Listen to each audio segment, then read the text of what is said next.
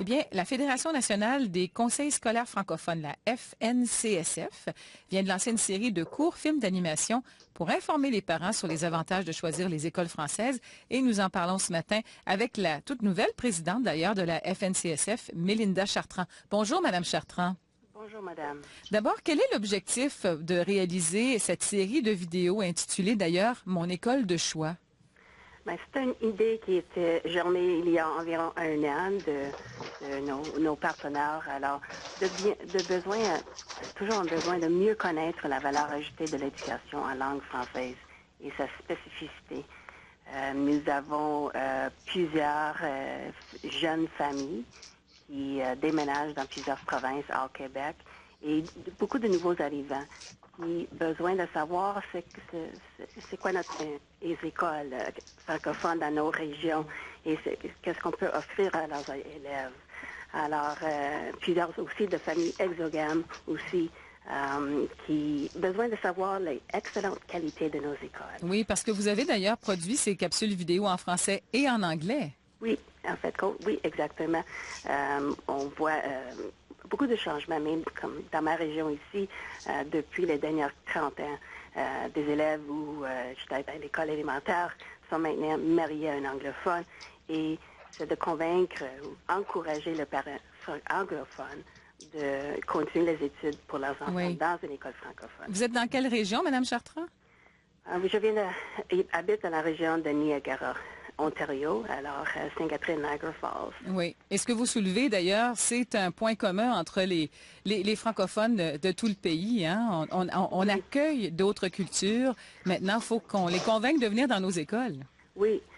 Beaucoup de nouveaux arrivants arrivent dans nos écoles, dans nos régions, et ils ne savent pas qu'il y a des écoles francophones. Oui.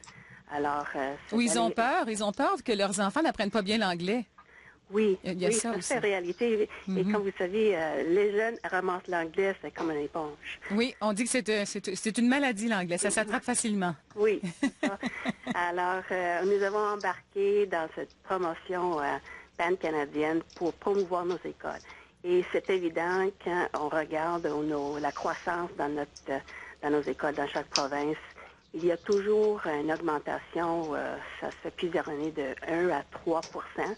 Comme à Manitoba, je crois que ça se fait autour de 2 % augmentation chaque année depuis plusieurs années. Donc, ce sont 5 capsules qui sont disponibles. Si on va dans votre site web, fncsf.ca, on peut les trouver facilement. Hein? Oui, alors sur le site web et aussi sur le site de la Fondation Éduquer en français sur l'onglet Nouveautés. Oui, très bien fait. C'est vrai, c'est de l'animation. Alors, tout le monde se retrouve, peut se reconnaître dans ces parents qui nous racontent leur histoire dans cette série de capsules. C'est un excellent commencement. Oui, Madame Chartrand, je voulais aussi vous demander, vous savez, vous représentez donc les conseils scolaires, les commissaires des écoles à travers le pays sont vos membres. La semaine dernière, justement, le gouvernement du Québec a proposé une réforme de la gestion scolaire en éliminant les postes d'élus puis en donnant plus de pouvoir direct aux conseils scolaires. Alors, quelle est la position de la FNCSF dans ce dossier-là? Bien, en septembre, le président sortant, M. Robert Madix, en partenariat avec la Fédération des commissions scolaires du Québec, ont tenu une conférence de presse pour partager notre position prise à leur décision dans la province de Québec. Et on a clairement dit que la Fédération ne croit pas que les élections scolaires sont un exercice dépassé. Et c'est un très important processus pour garantir les droits des parents pour gouverner les écoles en éducation dans la province. Et en fait, compte, nous avons aussi eu la chance de rencontrer le ministre Jean-Marc Fournier pendant un forum des leaders à Ottawa le 20 novembre. Et on a profité la chance de lui mentionner que nous sommes très inquiets en ce qui a trait à la disparition des élections scolaires au Québec.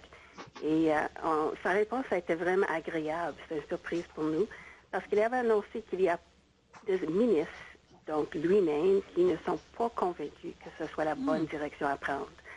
Alors, il a ajouté que Selon lui, on peut changer la démographie sans l'abolir. Alors, c'est un dossier qu'on va suivre de très proche. On a eu des rencontres avec la présidente Josée Bouchard pendant notre congrès en fin d'octobre. Alors, on va certainement continuer à encourager le gouvernement à regarder d'autres possibilités. Donc, pour la FNCSF, vos membres, c'est plus viable comme solution de garder ce système où on élit des représentants de ses parents et des écoles. Oui, bien sûr. Alors, si la participation électorale était toujours le seul barème pour évaluer une démographie, alors nous autres, dans plusieurs provinces, les élections sont tenues en conjointe avec les municipalités, les maires. Alors, il y a un excellent taux de participation. Oui, on a des changements à faire au Manitoba. C'est en cours d'ailleurs par la DSFM, Oui. ces changements à venir.